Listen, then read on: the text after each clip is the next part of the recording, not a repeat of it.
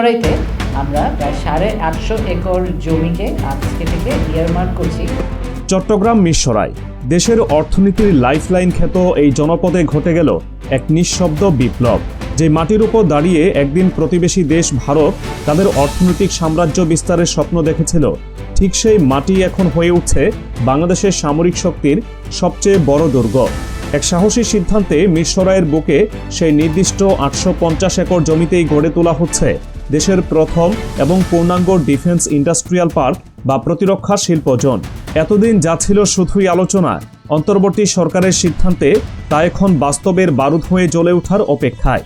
ভারতের জন্য বরাদ্দকৃত সেই বিশেষ অর্থনৈতিক অঞ্চল বা G2G কাঠামো সম্পূর্ণ বাতিল করে দিয়ে সেই জমিতে এখন তৈরি হবে বাংলাদেশের নিজস্ব বুলেট, তৈরি হবে যুদ্ধজয়ের ট্যাঙ্কের যন্ত্রাংশ।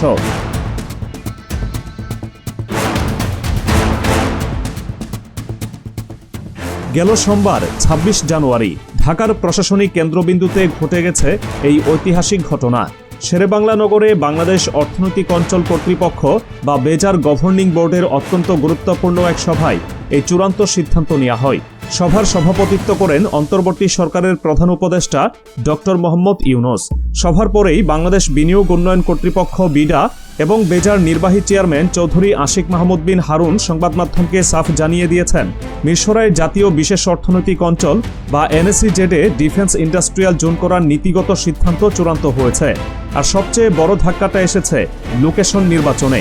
যেই 850 একর জমি এতদিন ইন্ডিয়ান ইকোনমিক জোন করার জন্য রিজার্ভ রাখা ছিল, সেই জমি থেকেই ভারতকে পুরোপুরি সরিয়ে দেওয়া হয়েছে। G2G চুক্তি থেকে ভারতকে বাদ দেওয়ার পর সেই বিশাল প্রান্তর এখন বাংলাদেশের সমরাস্ত্র তৈরির কারখানায় রূপ নিতে যাচ্ছে। সরকারের এই সিদ্ধান্তকে বিশ্লেষকরা দেখছেন এক সাহসিকতার চরম নিদর্শন হিসেবে। কারণ গত বছরের জুন মাস পর্যন্ত এই জমিটি ভারতীয় প্রকল্পের অধীনে চিহ্নিত ছিল, কিন্তু বর্তমান সরকার ক্ষমতায় আসার পর দেশের স্বার্থকে সর্বোচ্চ অগ্রাধিকার দিয়ে সেই প্রকল্প বাতিল বলে গণ্য করে জমিটি সম্পূর্ণ খালি এবং অব্যবহৃত অবস্থায় পড়েছিল। এখন সেই খালি জমিতেই রিপারপাস করে ডিফেন্স ইন্ডাস্ট্রিয়াল পার্ক হিসেবে ইয়ারমার্ক বা নির্দিষ্ট করা হচ্ছে। অর্থাৎ বেজার মাস্টার প্ল্যানে এখন থেকে এই 850 একর জমি শুধুমাত্র বাংলাদেশের প্রতিরক্ষা খাতের জন্যই সংরক্ষিত থাকবে। ভারতীয় পতাকার বদলে সেখানে এখন উড়বে বাংলাদেশের সামরিক সক্ষমতার বিজয় নিশান।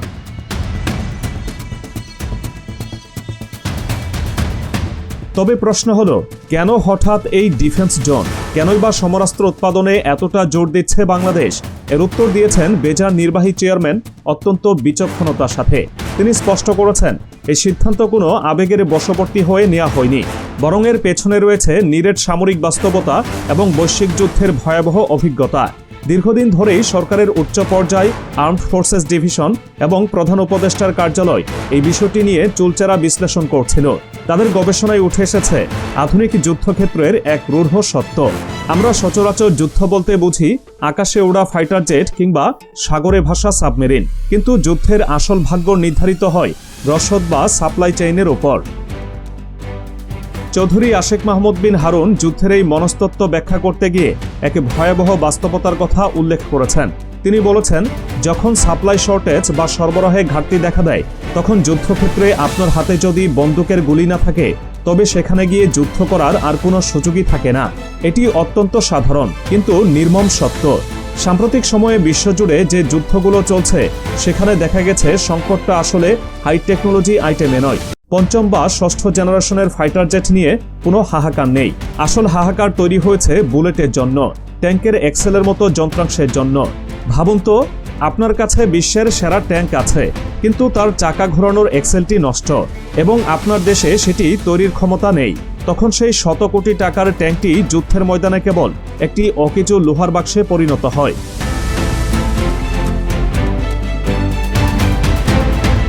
বাংলাদেশ ঠিক এই জায়গাটিতেই আঘাত করতে চাইছে। বিশ্ববাজারে এবং নিজস্ব প্রয়োজনে এই ছোট কিন্তু অত্যন্ত ক্রিটিক্যাল সমরাস্ত্র ও যন্ত্রাংশের চাহিদা আকাশচুম্বী। এতদিন বাংলাদেশ এই ধরনের যন্ত্রাংশের জন্য পুরোপুরি আমদানির উপর নির্ভরশীল ছিল, কিন্তু মিরসরাইয়ের এই প্রকল্প বাস্তবায়ন হলে সেই পরনির্ভরশীলতার শিকল পুরোপুরি ভেঙে যাবে। সরকার অনুধাবন করেছে বৈশ্বিক যে অস্থির পরিস্থিতি, সেখানে আসলে সমরাস্ত্র তৈরির নিজস্ব সক্ষমতা বা ক্যাপটিভ ক্যাপাসিটি থাকাটা জাতীয় নিরাপত্তার জন্য অক্সিজেনের মতো জরুরি। অন্য দেশ কবে দয়া করে শিপমেন্ট পাঠাবে সেই আশায় বসে থাকলে যুদ্ধের ময়দানে পরাজয় নিশ্চিত। তাই বাংলাদেশ এখন নিজের গুলি নিজেই বানাবে, নিজের ট্যাঙ্কের পার্টস নিজেই তৈরি করবে। বিষয়টি কেবল সামরিক শক্তিতেই সীমাবদ্ধ নয়, এর সঙ্গে জড়িয়ে আছে বিশাল অর্থনৈতিক সম্ভাবনা। বেজার চেয়ারম্যান উল্লেখ করেছেন, এই প্রকল্পটিকে একদম pure economic point of view বা বিশুদ্ধ অর্থনৈতিক দৃষ্টিকোণ থেকেও বিচার করা হচ্ছে। বিশ্বজুড়ে ডিফেন্স ইন্ডাস্ট্রির বাজার এখন $1 ট্রিলিয়ন। সেখানে বাংলাদেশ একটি পার্টিসিপেন্ট কান্ট্রি হিসেবে নিজের অবস্থান তৈরি করতে পারে। গ্লোবাল ডিমান্ড মেটাতে বাংলাদেশ যদি বুলেটের মতো হাই ভলিউম প্রোডাক্ট বা ট্যাঙ্কের যন্ত্রাংশ রপ্তানি শুরু করতে পারে, তবে তা দেশের অর্থনীতিতে বৈদেশিক মুদ্রার এক নতুন বন্যা বইয়ে দেবে। গার্মেন্টস শিল্পের পর ডিফেন্স ইন্ডাস্ট্রি হতে পারে বাংলাদেশের রপ্তানি আয়ের পরবর্তী বড় খাত।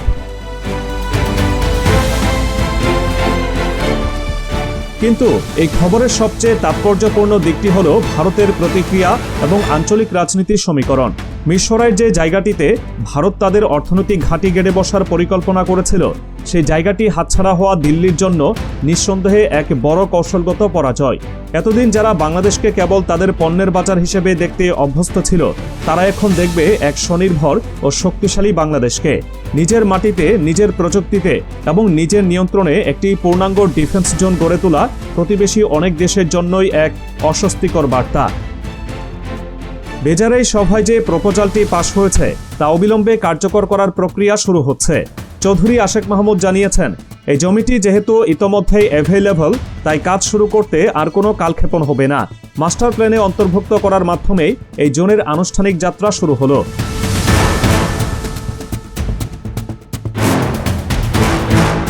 সেনাবাহিনী, বেজা এবং প্রতিরক্ষা মন্ত্রণালয়ের সম্মিলিত এই উদ্যোগ দেশের সামরিক সক্ষমতাকে একলাফে কয়েক যুগ এগিয়ে নিয়ে যাবে।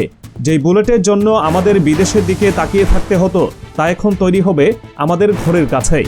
যেই ট্যাঙ্কের যন্ত্রাংশ নষ্ট হলে মাসের পর মাস অপেক্ষা করতে হতো, তা এখন তৈরি হবে মিরসরাইয়ের কারখানায়। এটি কেবল একটি ইন্ডাস্ট্রিয়াল পার্ক নয়, এটি বাংলাদেশের ঘুরে দাঁড়ানোর প্রতীক।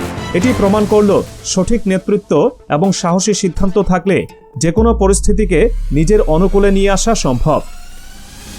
ভারতীয় ইকোনমিক জোনের সেই সাইনবোর্ড এখন অতীত। সেখানে এখন গেঁথে দেওয়া হচ্ছে বাংলাদেশের প্রতিরক্ষা শিল্পের ভিত্তিপ্রস্তর। 850 একরের এই বিশাল কর্মযজ্ঞ যখন পূর্ণরূপে চালু হবে, তখন তা কেবল দেশের চাহিদায় মেটাবে না, বরং বিশ্বমঞ্চে বাংলাদেশকে এক উদীয়মান সামরিক শক্তি হিসেবে পরিচিত করবে।